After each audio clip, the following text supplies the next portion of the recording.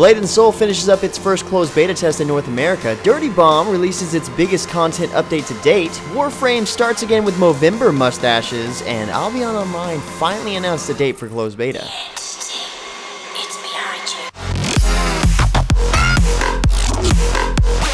What's happening, guys? James Blonde here with MMOHuts.com, the quick weekly recap for MMO news and announcements of the week ending November 2nd, 2015. Starting out the news from last week is a boatload of Halloween events for so many games, so I'll do a quick recap of several of those, starting with Smite and the Halloween-themed arena map. The Reaping Part 2 just ended yesterday, giving players double XP and Worshippers, plus 20 gems for each win of the day, and a free chest roll after your first 3 wins of the day.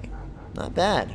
Dota 2 introduced a new custom game called the Haunted Coliseum, where 2 teams battle over 5 control points to reach 5,000 points first, and you can trick your enemies with deadly traps. Motika got into the Halloween spirit with Gigantic, with a cool new trailer that hints at some of the new skins for heroes.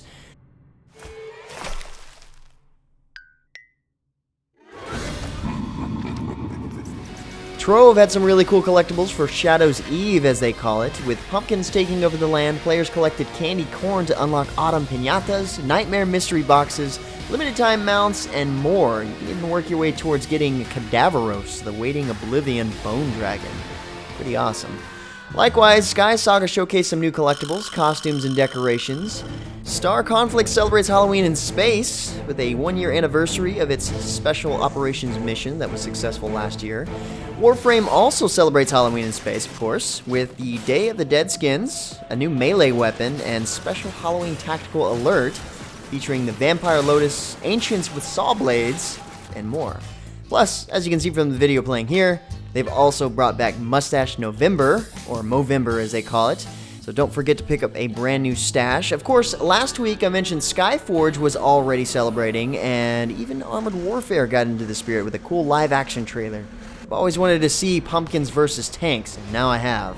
And to be honest, these are just a few of the events happening during the weekend, some of which are still going on for a little while longer, so be sure to check the links in the description below to catch up on all the in-game Halloween action.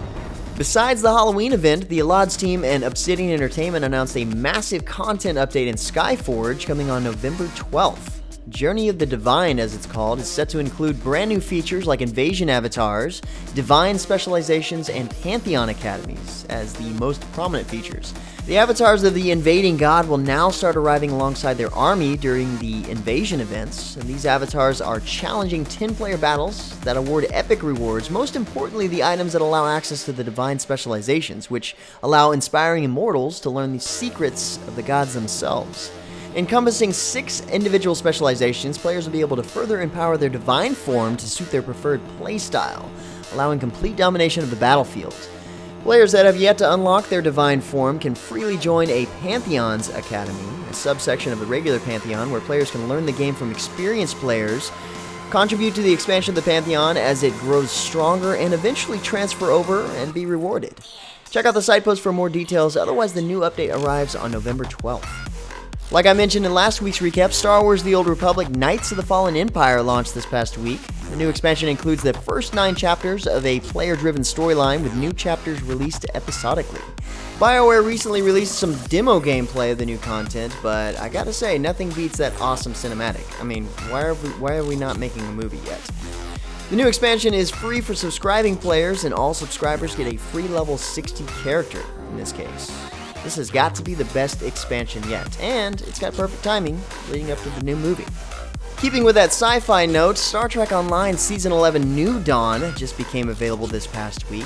This new season marks the debut of the revamped Cardassian mission, not to be confused with Kardashian, way different, trust me, and 2 new featured episodes which introduce a story arc that will extend through content updates into 2016. New Dawn will also incorporate gameplay updates, including an all-new reputation system and the debut of the Admiralty system. The Admiralty system challenges players to send out their inactive ships to complete dangerous assignments and earn rewards. Each starship is assigned with special abilities and stats, which requires you to think strategically when you send them out on the various missions.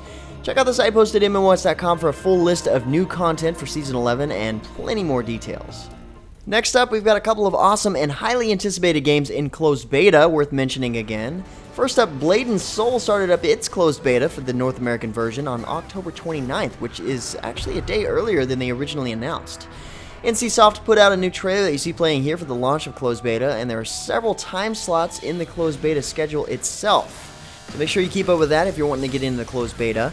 The first CBT weekend ended today, November 2nd, but the next one starts up on November 13th.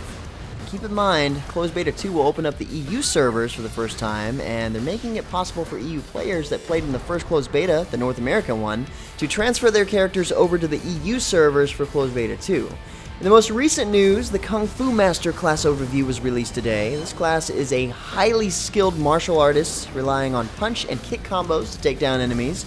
Now the crazy part is, I can't tell if it's just this class or the entire game that looks awesome. Probably both. Looking forward to Closed Beta 2 to try it out. Also on the list of highly anticipated games currently accessible to some, Black Desert is concluding its first alpha test in the West today as well.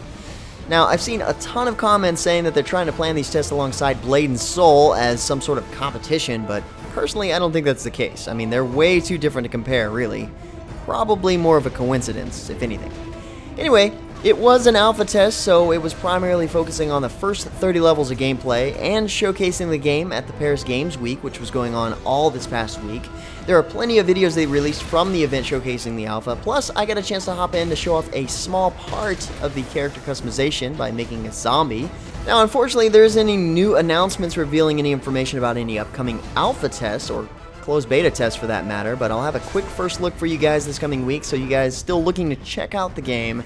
Even though it's going to be launched as a buy-to-play title, you can see what to expect so far. I have a feeling that it can sort of be our new exception to the rule in terms of covering it, even though we primarily stick to free-to-play games. You guys didn't really seem to mind with Guild Wars 2. In fact, most of the time it was requested that we cover Guild Wars 2. Let me know in the comments below if you guys are okay with seeing more Black Desert content, even though it's not going to be free-to-play when it launches. The other awesome and highly anticipated game currently in closed beta is Overwatch. Overwatch closed beta testing is now underway in Americas and Europe, and the primary goal of these tests, like I mentioned before, is to get tons of feedback about the game itself, and then hammer the heck out of the server, making sure the game runs great on the widest variety of systems possible. To do this, Blizzard is dividing the beta testers into two different groups, regular closed beta testers, and then weekend beta testers. Despite the fact that they're letting more and more players in to try the game out, if you haven't gotten in, I know your pain. I'm in the same boat. I'm always last to get into any Blizzard beta, so typically I sort of expect it. So if you're like me and you're having to wait to gain access, check out the Overwatch beta dev update that offers an overview of the goals and expectations for the Overwatch beta, because this one seems like it's going to last for a little while, so you might as well know what to expect when you get in. Eventually. Also last week, Dirty Bomb launched its biggest content update yet called Containment War. This update brings in new content including Stoker, the Molotov-wielding merc equipped to resupply allies with a deployable ammo station. It's okay, it even looks friendly. The all-new Execution mode and maps, and the eagerly anticipated Dome map for Objective and Stopwatch, as well as limited edition Containment War loadout cards to be collected, and an update profile page to show off all your stats. So yeah, as you can see, it isn't exactly a small update, and as an added bonus, players who get in game by Wednesday, November 4th will permanently unlock Phoenix, the medic, for free. The new Execution mode features two new maps, Overground and Market. In this single life mode, players battle it out over 12 rounds with an objective of eliminating the enemy team or destroying a section of the massive containment shield by planting a bomb. There is plenty more details about this new update at the site post, including the most recent Merc roll call video, which you see playing here, so check it all out there. As another reminder, Brawlhalla is going into open beta tomorrow, November 3rd, and I'd say if you like the old school Nintendo 64 Smash Bros. And you have a gamepad for your PC, then you should totally check this game out. You won't need a key, and it's free to play. It's got a great business model structure as well. Next up, Sandbox Interactive finally announced the official date for the closed beta of Albion Online. The first players in the game are going to be the Legendary Founders on November 23rd, followed by the Epic and Veteran Founders on the 24th and 25th respectively. So I kind of think this answers our question of whether or not you have to have a Founders Pack in order to even get into the game at this point. I don't think they really like closed beta key giveaways anymore. Either way, since the last alpha test, the game has received a lot of new features, along with numerous system polishes, including the combat system overhaul, treasure chests and shrines, upgradable private islands, laborers, learning point overhaul, and premium accounts. So there's a lot to explore if you plan on getting into the game by the time closed beta starts. Back to NCSoft news, ALBION is now available on Steam, celebrating its 6th anniversary with activities in-game and across social media. According to the Vice President of NCSoft West, bringing the game to Steam has already been a major boost for the game, both to grow its prominence in the West and as a convenience for existing players. Now with the game's arrival on Steam, players will be able to collect additional content exclusively on the platform, including 11 trading cards, 5 emoticons, 5 profile backgrounds, and a profile badge with 6 stages of evolution. And finally, for our last bit of news, Tryon Worlds released a new video last week for Atlas Reactor, the upcoming multiplayer team-based tactics games featuring high-stakes battles conducted through fast-paced, simultaneous turns. Now that probably sounds a little contradicting. You don't typically hear turn-based, tactical, and fast-paced all in the same sentence. But this new video gives us a preview of how that could actually make sense. In this game, turns are divided into 2 modes: decision mode, where you choose your actions, and resolution mode, where your decisions actually play out.